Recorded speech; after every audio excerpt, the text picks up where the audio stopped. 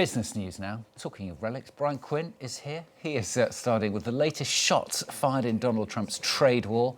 This time it's tariffs on automobile imports. See if I can get through this, Stuart. A significant escalation of Trump's global trade war. On Wednesday, the president announced 25% tariffs on foreign cars and parts. The duties on fully assembled vehicles are set to take effect on April 3rd. Car parts will begin being taxed a month later. The U.S. imports around 8 million cars per year. That's about half of the total sold in the country for a value of roughly $240 billion. Meanwhile, nearly 60% of the parts used in cars that are made in the U.S. come from abroad, particularly from Canada and Mexico, which are tightly integrated into the U.S. car manufacturing supply chain. Auto parts can cross the Mexican or Canadian border as many as 7 times before a car is fully assembled. The U.S. does have a free trade deal in place with Canada and Mexico, which was negotiated under Trump's first term. But the latest tariffs contain only minor carve-outs for America's neighbors.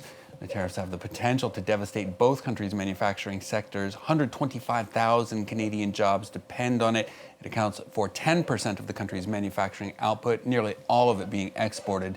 In Mexico, the sector represents 5% of the total economy and 1 million jobs. Canadian Prime Minister Mark Carney announced government support to try and soften the blow. Here he is. We put in place an ability for companies to delay tax payments. We've put in place a large facility for our largest companies, some of them which may be affected by this, would be affected by this, to draw on liquidity in various forms so that they can take longer-term decisions without undue pressure from short-term unjustified action.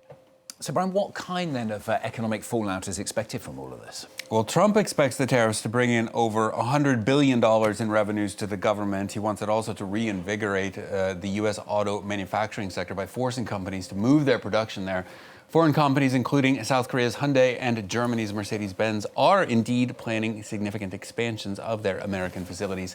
There's even been some positive reaction from U.S. labor leaders as well. United Auto Workers President Shawn Fain issued a statement blasting the free trade agreements that led to the globalization of car manufacturing and lauding Trump's tariffs. Economists, though, are largely pessimistic about them. Many expect U.S. car imports to drop by as much as 75%. Production costs are expected to rise by $4,000 to $10,000 per vehicle. That would represent a $75 billion hit to the industry. Cars are already expensive in the U.S. with an average sticker price of around $50,000. Those added production costs are expected to force manufacturers to raise those prices by around $6,000 per car. Dealers already worried about the impact on sales. There have been studies that show that there could be a significant impact to the vehicle price and that the consumer may see that.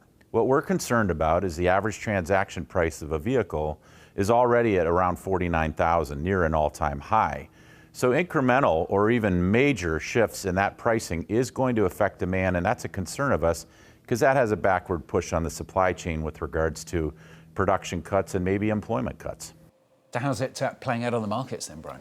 Well, U.S. car makers lost some ground on a Wednesday. They're getting pummeled in after-hours trading due to their wide use of Canadian and Mexican parts and facilities. General Motors shares down some 7% after hours, Ford down 5%. Asian car makers took a significant hit as well during regular trade, as we see here. Japan's Toyota and Honda down more than 2%. South Korea's Kia and Hyundai down around 3.5% to 4.5%. European auto shares selling off as well as markets open here, particularly for German car makers. Volkswagen down 3.75%, Porsche down 4.5%, BMW 4.7%, Stellantis here in Paris down 5%. That malaise reflected, of course, on the wider indexes as well. The FTSE in London down 0.5%, CAC 40 in Paris down 0.75%. The DAX in Frankfurt, unsurprisingly, down the most of all at around 1.33% in the red. That's enough tariffs. Something different now. Some good news for one of France's culinary delicacies, Brian. We've earned this break from tariffs, I feel like, Stuart. France, an incredible season for what they call coquilles Saint-Jacques. We would call scallops in English. The fishing season for the country ends in mid-May, but for Normandy's Bay of the Seine, it ends on Thursday today. Locals say this year has brought a majestic haul, both in quantity and quality. Luc Schrager and our colleagues at France Télévisions have a taste. When spring comes to Port-en-Bessin on France's northern coast, it means the end of a long fishing season for the locals that started in October, with the final scallops making their way to market. They're a huge part of life here, with the Bay of the Seine hosting an enormous bed of the shellfish's local variety. We've come to take advantage before it all ends. This is when they're the best. It's been a good season, but the prices haven't been great. But the season was good, and we've done okay for ourselves. In fact, 2025 has been the biggest crop so far, beating all records, thanks to careful management of the scallop beds, with different areas left fallow each year, and those who fish them. But prices have stayed mostly static for the last 3 decades, with a kilo retailing for about €3. Local fishermen, though, can at least count on the quantity they bring home. The resource and fishing are abundant, so we haven't had a bad time. The official end of scallop season is set for May 14th in French waters of the English Channel.